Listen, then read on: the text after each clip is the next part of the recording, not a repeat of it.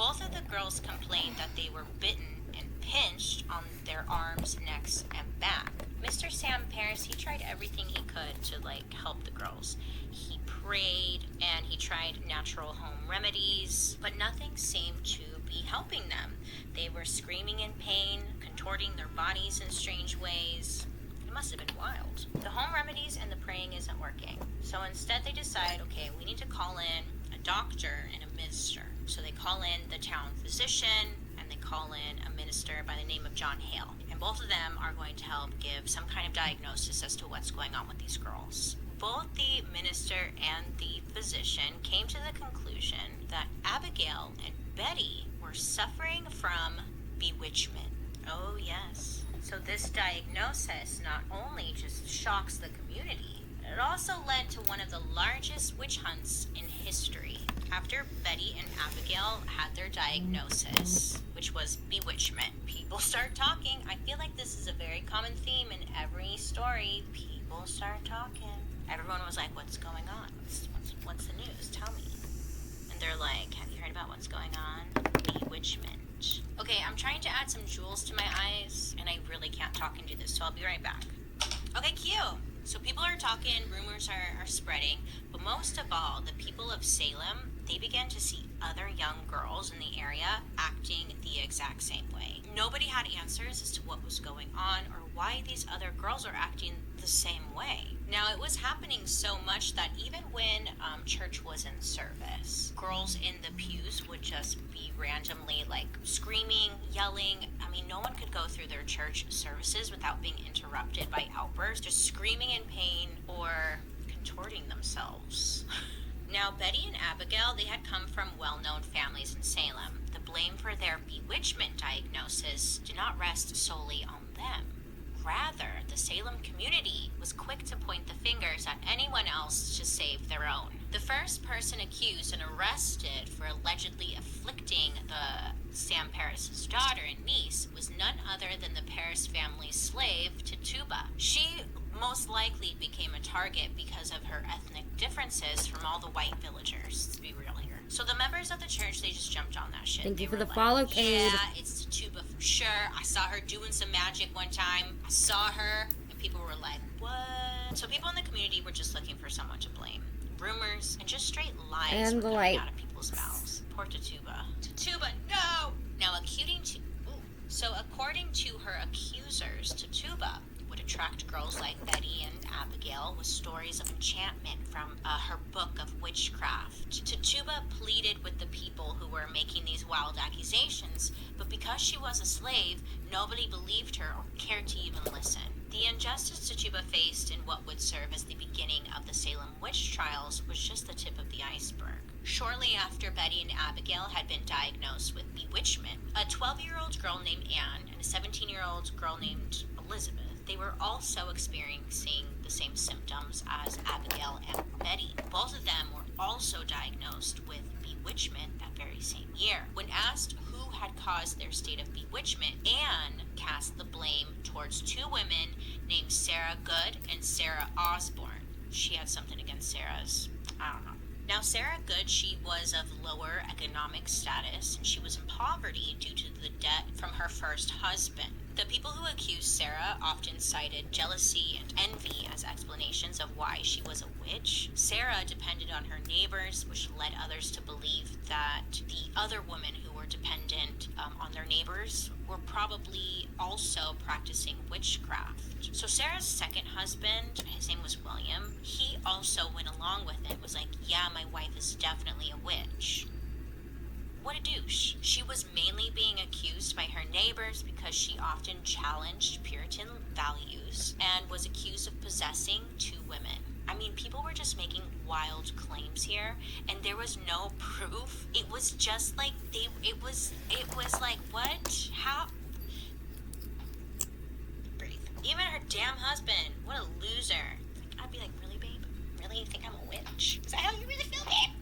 Babe! Okay, so Sarah Osborne, who was the other girl being accused by this younger child, Sarah Osborne had been in a scandal previously within the community because she had sex before marriage. But also, she rarely attended church, which led the Salem There was a lack of God in her life. Everyone knew that she was having sex outside of marriage. They called her a whore. They were like, you are not allowed to be a whore unless it's a whore for Jesus. But most of all, this Sarah was in a legal dispute with a higher social status family in the community. Oh yes, there's always a real reason. It's believed that the accusations against Sarah were likely a product of powerful suggestions from this family that was going after her. It just wasn't looking good for these two Sarahs. So the first women to be accused as witches were those who strayed from the Puritan lifestyle and were considered to be social outcasts or of lower social status. And most of the people that were accused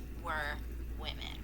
Women who were challenging the system. Starting on March 1st, 1692, the three women were interrogated relentlessly. Okay, they wouldn't accept any answer other than, yes, I am a witch. So Sarah Good and Sarah Osborne, they refused. They were like, we are not witches. We're standing our ground, and we're not going to confess because there's nothing to confess, you know? This is a side note. I'm having the hardest time today doing my makeup and talking. Like, really bad today. I hate every single lipstick I put on. I'm so over it. I don't even want lipstick anymore. I'm an angel with no lipstick. That's totally fine. Me and my natural habitat. Angel check. So the two Sarahs, they deny. I mean, they're innocent, so they're denying, right? Tituba admitted to being the devil's servant. Yes. She stated that a tall man dressed in all black came to them, demanding that they sign their names in a great book. Tituba was like, shit, if you can't beat him, join him. You know, she's like, yeah, I'm a witch.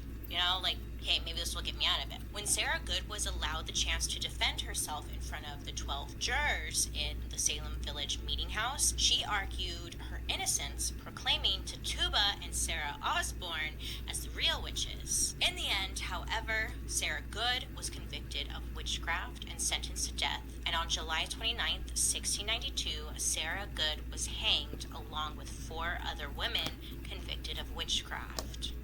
More and more women and also children were being questioned, and later that same month, 4 other individuals were accused of witchcraft. Martha Corey, Dorothy Good, who was the 4-year-old daughter of Sarah Good, who they just hanged, Rebecca Nurse, and Rachel Clinton. What concerned the Salem community most was that Rebecca Nurse and Martha Corey were actually avid members of the church. Now, this detail struck even more fear into the hearts of the people of Salem, because it was becoming more clear that even the upstanding citizens of Salem could be labeled a witch and possibly murdered. I know.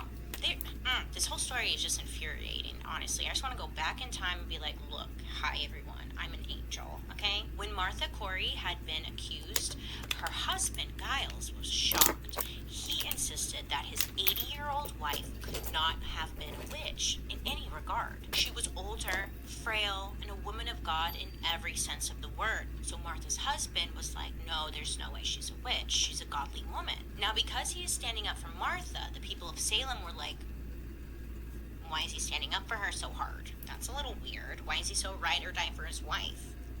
Well, get this. Because Giles was standing up for his wife, he was then sent to trial as well. Now, while in court, Giles was asked to make a plea, innocent or guilty. He refused to say either, saying they had it all wrong. It's assumed that Giles didn't want to make a plea in effort to prevent the state from absorbing his property because it was all meant to go to his children. But in order for the trial to proceed, the judges, they needed Giles to make a plea. So the judges applied an old-fashioned form of punishment called, here we go, peine forte. You know what? I'm just going to put it on screen. Peine forte. So this is an old form of punishment, and this was a method of torture formerly used in the common law legal system in which a defendant who refused to plead would be subjected to heavier and heavier stones placed upon his or her chest until a plea was entered or they died. So they are laying stone after stone onto Giles' chest, but he was determined to save his family's inheritance for his children and said nothing. Plus he's thinking, well, so it's believed, he's thinking like, if I don't say anything, I'm going to prove to these people that I am not a witch, because a witch would crack or something. So he remained under the pressure of the rocks for 2 whole days before he stopped breathing and died. So you're probably wondering, well, how in the world do they determine if someone's a witch or not? To properly test whether or not a person was a witch, the trial would include a demonstration surrounding something called a witch cake. Now I know this sounds super delicious, but let's stop being hungry hippos for a minute, because this was no treat. Nay, nay. This witch cake consisted of only 2 ingredients. Follow me for more easy recipes. So this witch cake included rye flour and the urine of the bewitched person in question. Once the cake was baked, it would be fed to a dog. If the dog ate the cake and started to mimic the convulsive actions of the assumed witch, then the person in question was, in fact, a witch. Now, a lot of the times nothing would happen once the dog ate the cake, but that didn't matter because they were set on these people being witches. So why they did it, I don't know, to make themselves feel better. Other evidence that would prove someone was a witch included the confessions of the accused, because sometimes they would just confess in hopes to get out of things, in hopes that they won't be murdered, hanged, put in jail, so some of them just straight up confessed. After one of the people would confess, a lot of the times they would point out others in the community who also were witches in order to get off the hook. Oh, it was real messy. It was real bad. Now, if they would go into someone's house and they found books of palmistry, horoscopes, pots of ointments in the possession or home of the accused, then they were a witch. No ointments, you witches. Also, there were physical signs which were referred to as witch treats. Now, a witch treat also sounds delicious. A witch treat was said to be a mole or blemish somewhere on the body that was insensitive to the touch. Discovery of such insensitive areas was considered evidence of witchcraft. Yeah, this is wild. It sounds like they needed more hobbies, honestly. Like, they were just like, oh, you have a mole? Witch. 13 women and 5 men would all be found guilty of being a witch or dabbling in witchcraft, and were then sentenced to death and hanged in front of the angry crowd. Soon, prisons were filled with more than 150 men and women from towns surrounding Salem for practicing witchcraft. Those who were killed, they were refused proper burials on account of their aversion from the ways of God. So messed up. So looking back, there were quite obvious prejudices present in analyzing who was accused and who wasn't. 78% of assumed witches during the Salem witch trials were women who were often regarded as lesser by their male counterparts. This is when Aqua Tofana would come into play. I wish they got some of that. More than that, various servants, slaves, and any Native Americans were seen as suspicious purely based on the color of their skin. The mass hysteria that flooded the Massachusetts area in the late 17th century was less of the result of real evident witchcraft and more of a way to further push a narrative that deemed marginalized communities as the bad guys who they essentially just wanted out of their town. So besides all this, a lot of people want to know, well, what really happened? Like, what actually was causing the young girls from Salem to convulse so violently? Were they seeking some kind of attention? Was this part of some elaborate plan for feuding families to blame each other? Were they even bewitched, possessed? What was it, Historians have studied the Salem witch trials for years. Recently, something quite interesting was discovered. As the people of Salem frequently farmed rye and wheat as their main crops, foods from the fields were consumed every day. It's believed that around the late 17th century, there may have been a fungus present in the fields. So this fungus is a fungus known to grow on rye and when consumed causes ergotism in humans and other animals. Ergotism symptoms include muscle spasms, fever, hallucinations, and the victims may appear dazed, unable to speak, become manic, or have other forms of paralysis or tremors. Some of them may suffer from hallucinations and other distorted perceptions. But this ergot contains lysergic acid, which is used in LSD, so some believe that maybe they were just tripping balls. Maybe the crops had this fungus growing in there, they were eating the food. That kind of makes sense, right? And then some believe that maybe it didn't even occur at all, the convulsions and stuff like that. Maybe they were making it up as an excuse to kind of get rid of some people, like witches. Despite the fact that last trial was held in May of 1693, public response to the events continued over the years. In the decades following the trials, survivors, family members, and their supporters sought to establish the innocence of the individuals who were convicted and to gain compensation for the heinous executions. In the following centuries, the descendants of those unjustly accused and condemned have sought to honor their memories. Events in Salem in 1992 were used to commemorate the trials, and in November of 2001, 300th anniversary of the Salem witch trials, the Massachusetts legislature passed an act exonerating all who had been convicted and named each of them innocent. The Salem witch trials have gone down in history as this horror story concerning witchcraft in the late 17th century. But more than that, the Salem witch trials served as a large-scale execution of marginalized communities without any real evidence. So, moving forward, she listened so well. That we look back on events like the Salem witch trials of 1692 and see them for what they really were. Moments in history are so often remembered, but not necessarily in the way that they truly occurred, and they tend to sugarcoat things. When you think back, or at least when I think back to like American history and whatnot, they always sugarcoat things. Like, I really believe that the Salem witch trials was about witches and just women being accused of being witches, but once I started doing the research for today's video, it was like, oh, everything stems back to like racism and just weeding out people who don't have the same beliefs as you. So that, my friends, is the light version, is the simplified version of the Salem witch trials. I struggled big time today, and I apologize if there wasn't much makeup going on in this video. I won't know until I start editing, but boy, that was really difficult. Let me know your guys' thoughts down below. I would love to hear your input. I so wish I could time travel. I would love to go back and see what really went down, you know? I feel like with history, completely side note, I love history, which is weird because I was a D- student. But the older I get, the more fascinated I am by history, and it's just, you realize that like everything was pretty much a lie that we've been told. I don't know how it is now, but we were told a lot of lies, okay? Yeah, I would just love to time travel and just be a fly on the wall and just see like what really happened. Maybe it was innocent. Maybe they really did think we were witches. I'm not holding my breath, but it could be a possibility. Anyways, thank you guys so much for hanging out with me today. I love and appreciate you so much. A big thank you to Casetify for partnering with me on today's video. I hope you have a wonderful rest of your day. Okay. And make good choices. And I'll be seeing you guys later. Bye. I'm gonna go count some blessings. Wish you were here.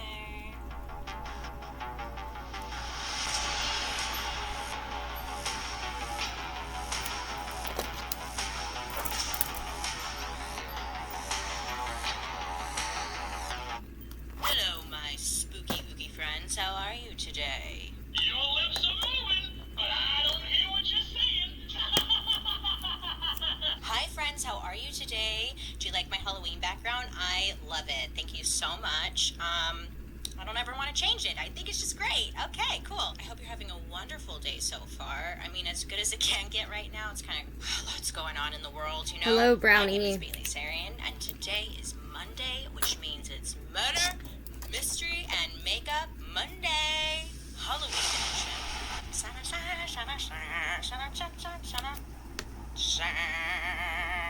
If you are new here, hi, my name is Bailey Sarian, and on Mondays I sit down and I talk about true crime story that's been heavy on my noggin, and I do my makeup at the same time.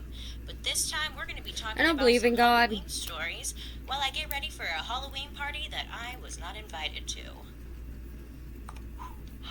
Awesome. So if you're ever curious to know what I'm using, I do link my products down below. And I mean, according to the Bible thumpers, God doesn't love me for being gay, so which one is it? Get right into it. So the year is 1966. A small town situated on the Ohio River is a place called Point Got it at Walmart. Pleasant, I love it. It's West warm in here. Virginia. This town called Point My wife Pleasant has to keep our in room West Virginia, like I had freezing. just said, had a population of about 5,000 people at this time. It seemed like everybody kind of knew each other. I mean, a lot of the people were very close-knit, so it was said. And many of the people of the community, you know, they just really like stuck to themselves, minded their own business. There wasn't much crime going on. It just kind of existed, which is a good thing, right? No, actually, I don't. I did when I was a kid, but I don't now. Most of the people in the community really stayed out of trouble. There was low crime, simple place, Point Pleasant. I've always secretly wondered what it's like to grow up in a small town where everybody seems to know each other, or like, I don't know, everyone knows each other's business. Like, what's that like? You know? Spill the deeds. I think in my mind it would be fun, but at the same time, if you're trying to be different, it's probably not fun. But whatever. I need to grab my tweezers and get these stray hairs that are just driving me absolutely nuts. BRB. Okay, we're back. So, in November of 1966, a man by the name of Okay, Roger and that is today's Scarborough green was look. driving Be sure to tune in just a tomorrow couple for miles Orange up for Point Indigenous Pleasant. rights. In the car with Have a wonderful Roger, day. Be his good wife, to each Linda, other. Don't do their anything friend, I wouldn't Steve, do. Mary, and then their cousin, Lonnie. So they were all And make good pretty choices. familiar with the area, and they were near the McClintock Wildlife Management Area. And this was a nature preserve that had housed the West Virginia Ordnance Works, which was like a hidden TNT factory from World War II. A hidden TNT factory, that's right. Now the locals, they refer to this area as just the TNT area. And it had been long abandoned, and the whole area was gated off. Since this place was not far from Point Pleasant and was pretty low profile, it was a popular hangout spot for the local youths. Young adults would go there, hang out, probably smoke, hail Satan, whatever you do. But people would just go out there and hang out. Roger and his passengers, they were going to the area just to hang out. They're bored, pretty much. So Roger pulls over the car in front of the factory gate. Right away, he said that something just felt off. It felt weird. Now, Roger couldn't go into great detail about what felt weird, but if you've ever had that feeling, I'm sure you can understand. Something just feels off, and you can't really explain it. But Roger's there with his friends, so it's whatevs, you know? So the gang gets out of the car, and they're just like hanging out, walking up towards the gate. And once they get up to the gated area, that's when they notice, or they